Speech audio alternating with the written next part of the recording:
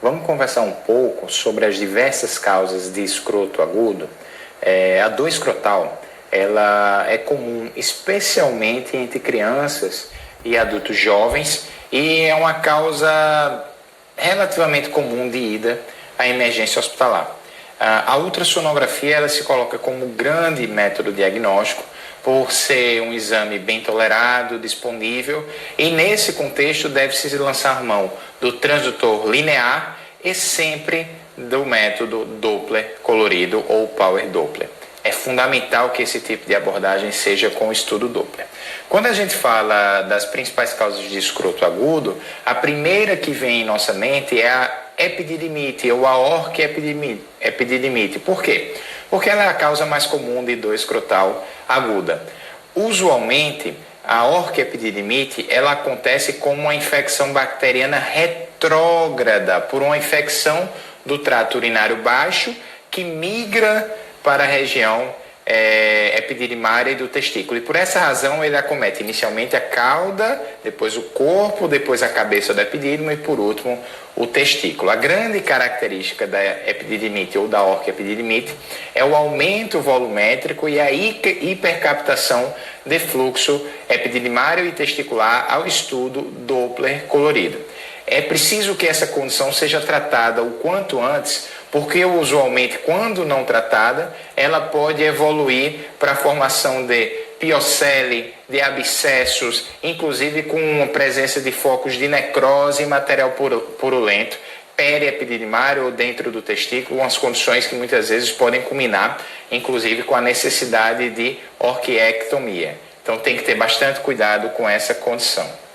Quando a gente fala de gangrena de Fournier, ela é uma infecção necrotizante que envolve os planos faciais superficiais e profundos.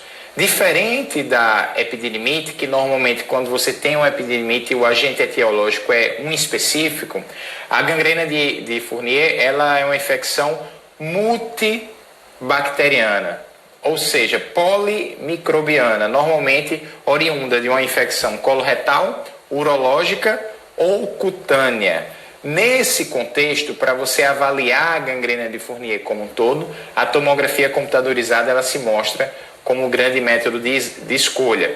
E na tomografia você vai vislumbrar a presença de gás em partes moles e coleções fluidas nos planos faciais profundos, especificamente quando a causa for urológica. É usual que se visualize gás no escroto e eventualmente você pode até ter abscesso na região do abdômen. Por isso, esse exame deve ser feito sempre com contraste intravenoso, contemplando o abdômen, a pelve, o escroto e o pênis. Quando nós falamos de trauma testicular, a terceira condição que estamos estudando, já é uma condição um pouquinho mais incomum. Normalmente acontece por trauma contuso, uma pancada, usualmente observada em esportes.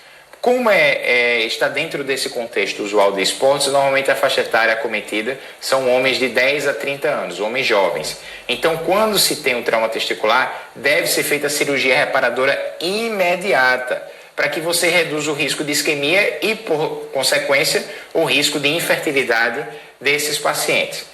Usualmente o testículo direito ele é o mais acometido porque ele é um pouco mais alto que o esquerdo. Isso faz com que ele tenha uma maior propensão a ser encarcerado contra o púbris e contra a face interna da coxa no contexto traumático. Na ultrassonografia, muitas vezes o que se vai visualizar é uma textura heterogênea e a perda do contorno normal do testículo. Isso porque é muito usual que no trauma testicular se tenha rotura, lesão da túnica albugínea. Às vezes você não consegue vislumbrar muito bem onde está a descontinuidade da túnica, mas você percebe que a morfologia habitual do testículo foi perdida. E essa informação é suficiente para você dizer que se trata de um trauma testicular, muito provavelmente com lesão da túnica albugínea. E por último, a tão conhecida torção testicular, de fato é uma verdadeira urgência urológica, porque a viabilidade do testículo tem uma relação direta com a duração da isquemia. Quanto mais tempo a gente tiver de isquemia, é mais provável que você tenha uma perda testicular. E ela geralmente é observada em pacientes jovens, em adolescentes. Existe uma condição, uma variante anatômica que aumenta a chance de você ter torção testicular, que se chama deformidade em badalo de sino. Essa deformidade, ela se caracteriza por um envolvimento da túnica vaginal, não só na região anterior do epidídimo no testículo, mas se estendendo, na verdade, por todo o testículo, por todo o epidídimo, inclusive envolvendo o cordão espermático. Essa condição, ela aumenta a chance de torção testicular. A grande característica da torção testicular é a ausência de fluxo dentro do testículo, a ausência de fluxo intratesticular. Se dermos sorte e essa torção for recente, a ecogenicidade testicular ela ainda está preservada. Se for uma torção mais tardia, você vai perceber que o testículo já está alargado, heterogêneo, hipoecóico.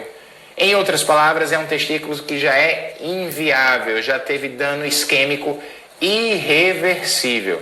Então são essas as 4 condições: orquiepididimite, gangrena de Fournier, trauma testicular e torção testicular. Espero que vocês tenham gostado desse nosso debate e até a próxima oportunidade.